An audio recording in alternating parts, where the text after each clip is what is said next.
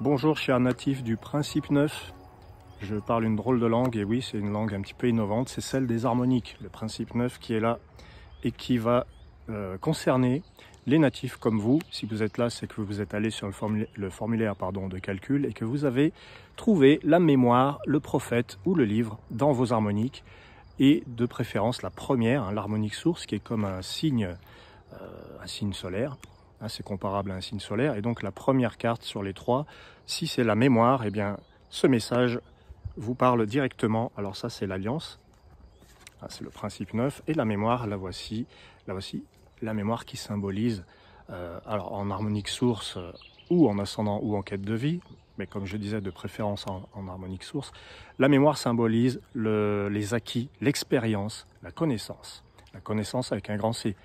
Et oui, la mémoire, c'est celle qui engrange, qui acquiert et qui expérimente et qui conserve. Voilà. Donc, la mémoire, on va découvrir ensemble les 5 cartes du mois de juillet pour vous. C'est un message pour juillet. Évidemment, vous pouvez y voir un message pour d'autres moments. Mais si ces 5 cartes tombent aujourd'hui pour votre mois de juillet, ce n'est pas par hasard. La première carte, la blanche, c'est la roue blanche pour les mémoires, qui nous dit que il y a du changement dans l'air. Et oui, la roue, c'est voilà, on est au départ d'un changement. On est un petit peu tétanisé, on est un petit peu maladroit. On est face à une nouvelle expérience et du coup, on ne sait pas si on y va, si on n'y va pas. La mauvaise vibration de la roue blanche, c'est quand on est tétanisé, on a tellement peur qu'on n'avance pas. La roue est bloquée. Quand on a la bonne vibration de la roue blanche, eh bien, on a conscience qu'on est au début de quelque chose et on est tout feu, tout flamme, j'ai envie de dire. On a envie de partir, on est pressé, on est plein d'énergie. Voilà, plein d'énergie, on s'adapte et on est là, on prend le train pour ainsi dire. La roue blanche, elle vous dit aussi, donc vous êtes au début d'une transformation et c'est pour de bon et ce sera d'autant plus positif si vous vous laissez porter. Voilà, la mémoire ne devrait pas trop avoir de mal à se laisser porter.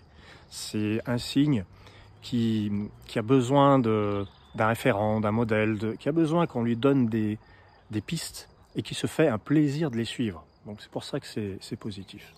Votre deuxième carte, les mémoires, c'est l'alliance. Elle vous ressemble beaucoup. L'alliance, c'est la foi. C'est un cran au-dessus de la connaissance. L'alliance, ça peut être la science, ça peut être l'esprit. C'est votre spiritualité, l'alliance. Alliance de feu. Alors, si vous êtes mémoire et déjà que vous regardez cette chaîne, c'est que vous avez envie d'évoluer, vous avez envie de comprendre, il y a une curiosité. Et l'alliance de feu vous dit, le feu c'est les actes. Et on nous dit, il y a des actes forts, il y a des actes convaincus et des actes qui sont portés par l'alliance, c'est-à-dire par votre spiritualité, c'est au-delà de vous, ça vous dépasse. Donc c'est très très beau l'alliance de feu. Là où ça peut être désagréable, c'est quand on se sent pris par une autorité, par un dogme. C'est quand les croyances prennent le dessus et qu'on est terrassé par ces croyances. Donc vous avez la roue en premier et vous avez l'alliance en second. Si vous n'acceptez pas cette évolution et si vous ne vous libérez pas de ce qui est programmé, eh bien vous allez être en résistance et c'est dommage, vous allez passer à côté de quelque chose de grandiose. L'alliance de feu vous dit vous êtes dans la bonne spiritualité. Quand je dis spiritualité, c'est un peu particulier. Pour moi, c'est très personnel, c'est très intime, c'est dans le cœur la spiritualité. Voilà. Donc votre alliance est une alliance de feu, vous faites alliance dans vos actes. Vous êtes convaincant, vous êtes convaincu. C'est un mois de juillet qui est fort sur dans le domaine des croyances, c'est très fort, et dans le domaine de la confiance en vous-même. Vous faites quelque chose de fort, vous avez un acte fort qui fait que vous ressortez certainement plus confiant qu'avant. Votre troisième carte, c'est l'équinoxe de vent. L'équinoxe de vent vient assouplir un petit peu cette alliance de feu qui peut faire un petit peu peur. Mais moi, l'alliance de feu, j'y reviens parce que je vois un petit peu comme le buisson ardent. C'est le feu de l'esprit, l'alliance de feu. Bon. Et là, l'équinoxe de vent vient un petit peu assouplir. Déjà, le vent en soi, il assouplit souvent les tirages. Et selon la carte qui est dedans, on va savoir ce qui va permettre d'assouplir l'ambiance. C'est pas que l'ambiance va être difficile. Comme vous avez la roue en premier, si vous acceptez la transformation, tout ira comme sur des roulettes. L'équinoxe de vent, donc. Je fais des digressions. L'équinoxe, c'est les choix. C'est le positionnement. Et il est question, alors en plus avec l'Alliance de Feu, il est vraiment question d'être convaincu de ce que vous faites. Avec l'équinoxe de vent, surtout n'hésitez pas. Sachez garder une souplesse, mais surtout n'hésitez pas, parce que l'équinoxe de vent en mauvaise vibration, c'est quand on est un petit peu une girouette. C'est quand on n'a pas de stabilité. Là, il vous a demandé de vous positionner, mais de savoir rester souple. C'est pas le règne du dogme. C'est pas le règne de l'autorité. C'est pas en allant vers les autres, alors disant c'est moi qui ai la vérité. Évidemment, évidemment. De toute façon, la mémoire, c'est un signe d'humilité. Alors voilà, l'Alliance de Feu, je crois que c'est ça. Vous allez vraiment contacter la force de l'humilité et sa grande puissance, en fait. Ouais. Donc, l'équinoxe de vent vous dit de faire un choix, mais de savoir rester souple dans vos choix. Mais enfin, de ne pas être dans une hésitation constante. Vous faites un choix ferme, mais vous savez être juste. En fait, c'est ça. Et puis, l'Alliance, c'est aussi un signe de justice, enfin une carte de justice. Elle symbolise pour moi ce qui est juste, ce qui est approprié, ce qui est non pas justement dogmatique, mais qui est ce qu'on ressent juste dans notre cœur, pas dans les lois. Alors ensuite, en jade, vous avez la foudre de jade. La foudre de jade, c'est les coups de théâtre. Voilà, juillet pour vous, les mémoires ou ascendant mémoire ou quête de vie mémoire, il y a peut-être un coup de théâtre qui peut se produire. Vous faites un investissement important et qui était longtemps attendu. Vous cassez la tirelire en quelque sorte. Et si la tirelire est vide, vous cassez autre chose et vous utilisez votre énergie. Parce qu'il faut voir l'abondance et l'argent comme de l'énergie. La foudre de jade, c'est ça qu'elle nous apporte. Elle nous dit l'argent, c'est une énergie. C'est son message principal. Par rapport à l'abondance et par rapport au corps, votre corps est une énergie, vous êtes blindé d'énergie. Donc si vous ressentez de la fatigue, c'est que l'énergie a été mal employée. Vous avez énormément d'énergie à utiliser. À partir du moment où vous avez suivi le bon chemin, j'ai envie de dire, vous ne serez pas épuisé en juillet, vous serez juste en pleine forme. Mais vous vous serez débarrassé de beaucoup de choses, parce que la foudre, elle débarrasse aussi. Et enfin, en ambre, vous avez l'Occident d'ambre, qui désigne la paix intérieure. Le fait de renoncer au passé. Ça, pour la mémoire, ça peut être un défi. L'Occident d'ambre, c'est la paix, c'est tout ce qui se pose dans le cœur et c'est le fait de ne pas avoir d'attente. On a peut-être tous tendance à formuler des attentes. L'Occident d'ambre vous dit, ne formulez pas d'attente, acceptez tout ce qui est, prenez-le et vous allez voir, tout va bien se passer. L'Occident d'ambre, c'est vraiment être en paix. Voilà. Donc voilà les mémoires, vous avez un très beau tirage avec cette roue, surtout moi ce que je retiens, et j'appuie là-dessus, l'Alliance de Feu, qui dit vous trouvez les actes qui sont en cohérence avec votre esprit. C'est le feu de l'esprit, c'est le pouvoir de l'humilité.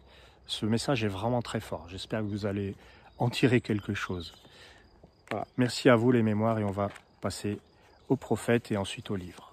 On va voir ce qu'il en est pour vous, mes amis prophètes. Votre carte, c'est le phénix blanc. Alors là, le phénix, c'est pas tout à fait la même énergie que vous. Parce que vous êtes le 27 et eux, ils sont 26, juste avant. Ça veut dire quoi? Ça veut dire qu'il y a un enchaînement, il y a une ressemblance forcément, mais il y a de très grosses différences. Et la grosse différence du phénix, c'est que, à l'inverse du prophète, j'ai essayé de faire court. Le prophète, il a besoin d'être inspiré par quelque chose de plus haut que lui, de plus grand. Il a besoin de servir.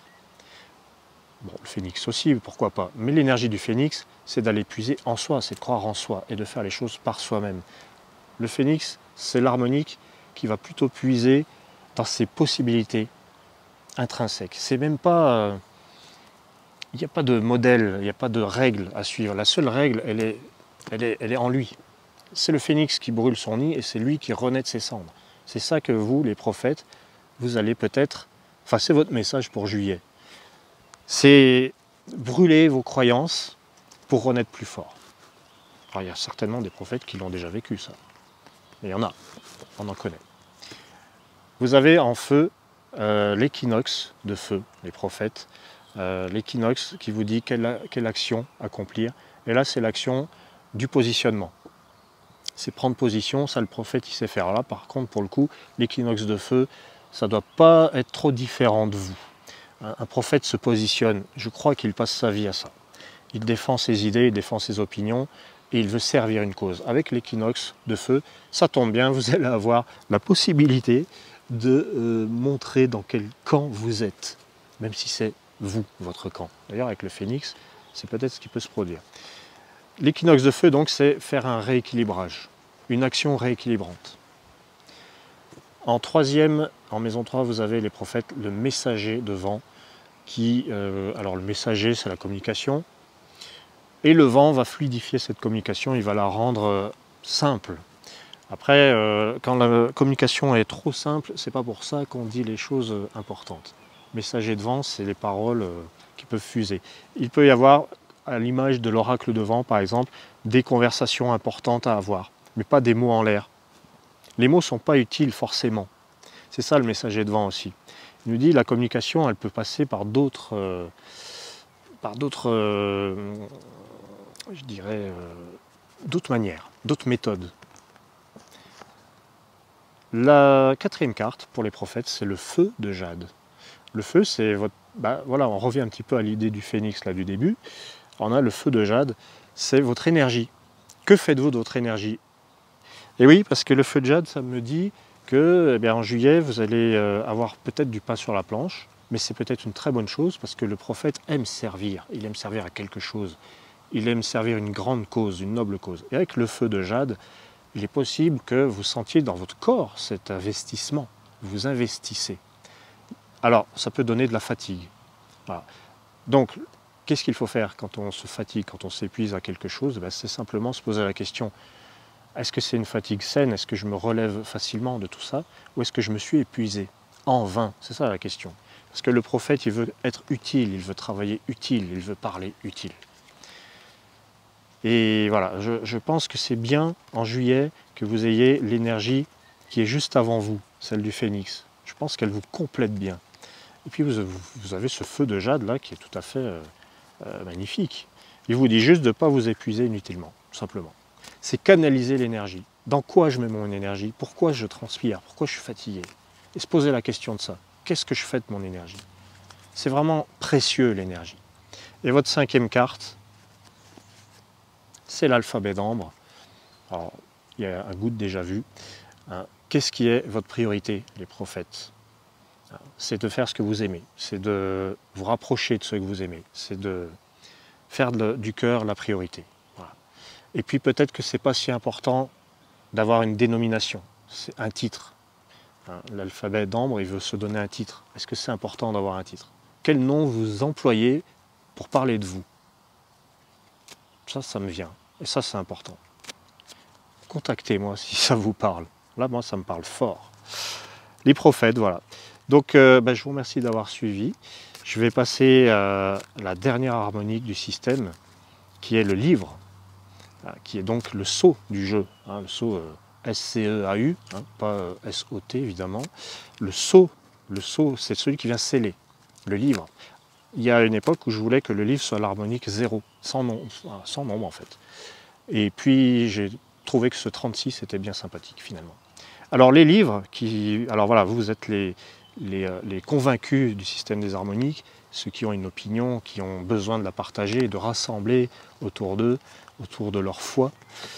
Les livres, vous avez en première harmonique l'être intérieur blanc. L'être blanc qui vous dit, est-ce que de temps en temps vous plongez à l'intérieur? Est-ce que vous réfléchissez selon ce que vous sentez à l'intérieur? Et non pas selon ce que vous avez appris. Parce que le livre a besoin d'engranger des connaissances, mais est-ce qu'il saurait se passer des connaissances et des règles et des programmes? Voilà. L'être intérieur blanc vous dit ça. Est-ce que vous y arrivez? Je connais des livres qui arrivent, mais d'une manière impressionnante.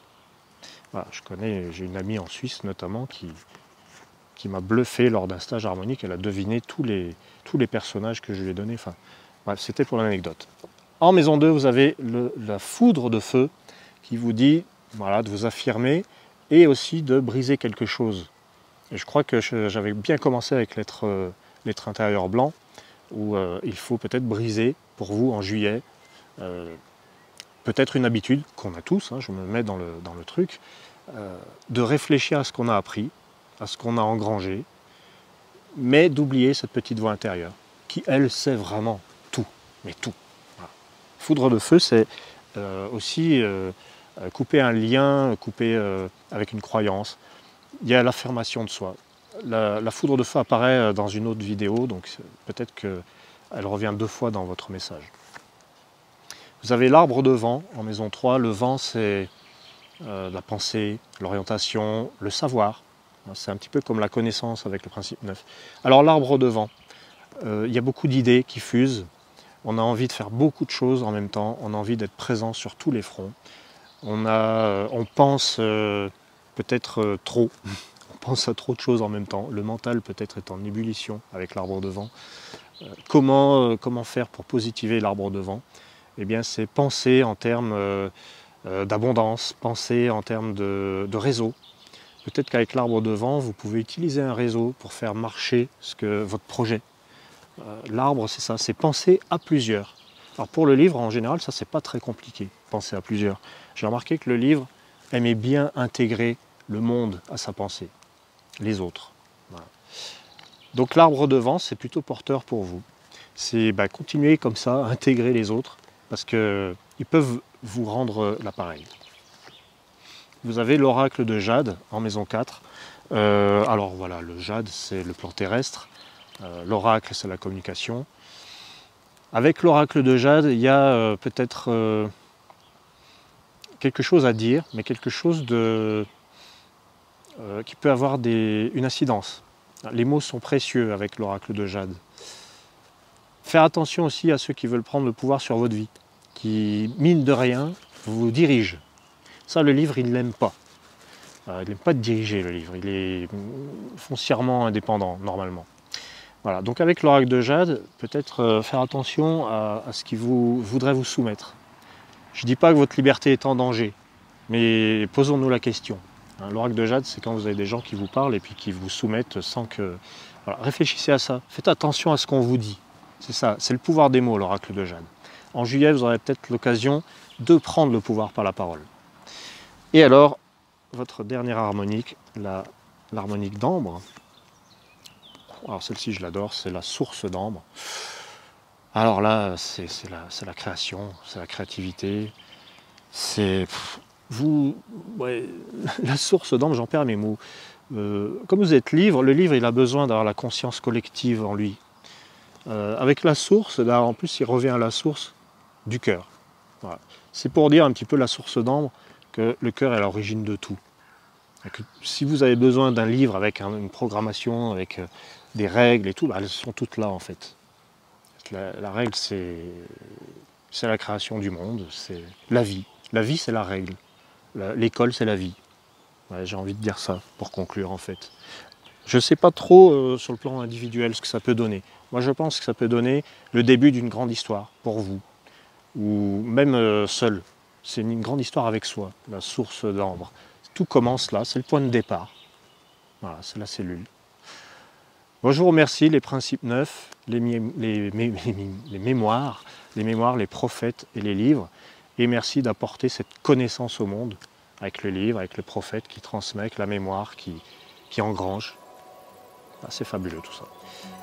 N'hésitez pas à me contacter, je vous embrasse.